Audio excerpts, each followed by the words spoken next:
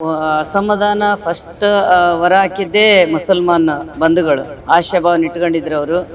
ಅವ್ರೇನು ಲೆಕ್ಕಾಚಾರ ಹಾಕ್ಯಾರ ಸರ್ಕಾರ, ಆ ಲೆಕ್ಕಾಚಾರದ ಪ್ರಕಾರ ನಾವು ಇರೋದು ಬೇಡ ಅನ್ನೋಂಥದ್ದು ಅಸಮಾಧಾನ ಅವ್ರು ಹೊರಗೆ ಹಾಕಿದ್ದು ನಾವೆಲ್ಲ ನೋಡ್ತಾ ಇದ್ವಿ. ಕಾಂಗ್ರೆಸ್ನವ್ರಿಗೂ ಅಷ್ಟೇ ಅವ್ರನ್ನ ಬೇರ್ಪಡಿಸಕತ್ತಾರೆ ಪಾಪ ಮುಸಲ್ಮಾನ್ ಅಂತೇಳಿ. ಹಿಂದೂ ಮುಸ್ಲಿಂ ಎಲ್ಲ ಒಂದೇ. ಒಬ್ಬ ಬಡವನ ವಿರುದ್ಧವಾಗಿ ಬಂದು ಕುಂತದ್ ನೋಡಿದ್ರೆ ಬಹಳ ನೋವು ಅನಿಸ್ತದ. ಅವ್ರ ಬಗ್ಗೆ ಯಾವುದೇ ಅನುಕಂಪಿಲ್ಲ.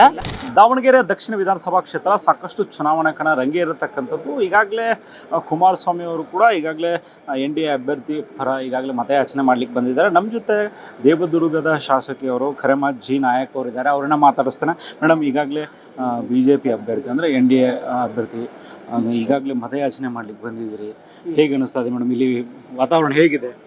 ತುಂಬ ಚೆನ್ನಾಗಿದೆ ಸರ್.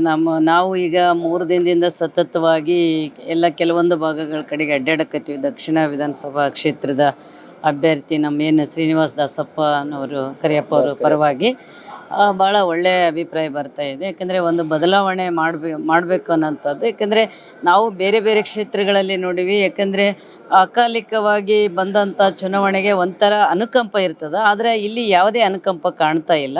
ಹಂಗಾಗಿ ಒಬ್ಬರಿಗೆ ಈಗ ಜನನೇ ಇದನ್ನು ಪ್ರತಿಷ್ಠೆಗೆ ತಗೊಂಡು ಆ ವ್ಯಕ್ತಿನ ಗೆಲ್ಲಿಸ್ಬೇಕು ಅನ್ನೋಂಥದ್ದು ನಾವು ನೋಡಿದಾಗ ಗೊತ್ತಾಗಿರೋಂಥದ್ದು. ಪ್ರಮುಖವಾಗಿ ದಾವಣಗೆರೆ ದಕ್ಷಿಣ ಅಂತ ಅಂದಾಗ ಅಲ್ಪಸಂಖ್ಯಾತ ಮತಗಳು ಪ್ರಮುಖವಾಗಿರತಕ್ಕಂಥದ್ದು. ಎಲ್ಲೊಂದು ಕಡೆ ಅಲ್ಪಸಂಖ್ಯಾತರು ಈಗಾಗಲೇ ಆಕ್ರೋಶ ಕೂಡ ವ್ಯಕ್ತಪಡಿಸ್ತಾ ಇದ್ದಾರೆ, ನಮಗೆ ಟಿಕೆಟ್ ಸಿಗಲಿಲ್ಲ ಅನ್ನೋ ಒಂದು ಅನ್ಯಾಯ ಆಗ್ತಿದೆ ಅಂತೇಳಿ.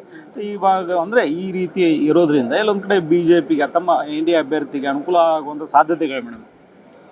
ಇಲ್ಲ, ಖಂಡಿತವಾಗ್ಲೂ ಈಗ ನಾವು ಅಸಮಾಧಾನ ಫಸ್ಟ್ ಹೊರ ಹಾಕಿದ್ದೇ ಮುಸಲ್ಮಾನ್ ಬಂಧುಗಳು. ಯಾಕಂದರೆ ಅವರಿಗೆ ಸತತವಾಗಿ 50 ವರ್ಷಗಳಿಂದ ದುಡಿದು ಇವಾಗ ಒಂದು ಅವಕಾಶ ಸಿಗ್ತದ ಅನ್ನೋಂಥ ಒಂದು ಆಶಾಭಾವನ ಇಟ್ಕೊಂಡಿದ್ರು ಅವರು. ಅವರ ನಿರೀಕ್ಷೆ ಸುಳ್ಳಾಗಿರೋದ್ರಿಂದ, ನಿರಾಶೆ ಆಗಿರೋದ್ರಿಂದ. ಆದರೆ ನಾವು ಯಾವುದೇ ಕಾರಣಕ್ಕೂ ನಮಗೇನೆಂದರೆ ನಮಗೆ ದೇಶ ಮುಖ್ಯ. ನಾವೆಲ್ಲ ಅಣ್ಣತಮ್ಮರಿದ್ದಂಗೆ ನಮಗೆ ಅವಕಾಶ ನಾವು ವಂಚಿತರಾಗಿವಿ. ನಮ್ಮ ಕಾಂಗ್ರೆಸ್ ನಮ್ಮನ್ನ ದೂರ ಮಾಡ್ಯದಂತಂದರೆ ನಾವು ಯಾವುದೇ ಕಾರಣಕ್ಕೂ ಅವ್ರೇನು ಲೆಕ್ಕಾಚಾರ ಹಾಕ್ಯಾರ ಸರ್ಕಾರ, ಆ ಲೆಕ್ಕಾಚಾರದ ಪ್ರಕಾರ ನಾವು ಇರೋದು ಬೇಡ ಅನ್ನೋಂಥದ್ದು ಅಸಮಾಧಾನ ಅವ್ರು ಹೊರಗೆ ಹಾಕಿದ್ದು ನಾವೆಲ್ಲ ನೋಡ್ತಾ ಇದ್ವಿ.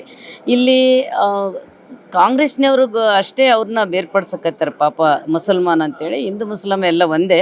ಎಲ್ಲರೂ ಸಹಬಾಳ್ವೆಯಿಂದ ಅಣ್ಣತಮ್ಮರಾಗಿ ಎಲ್ಲ ಹಳ್ಳಿಗಳಲ್ಲಿ ನಾವು ಓಡಾಡಿ ನೋಡಿದಾಗ ಗೊತ್ತಾಗತ್ತದ. ಹಂಗಾಗಿ ಈ ಸಲ ಇವೆಲ್ಲ ಲೆಕ್ಕಾಚಾರಗಳು ಬುಡಮೇಲಾಗ್ತವೆ.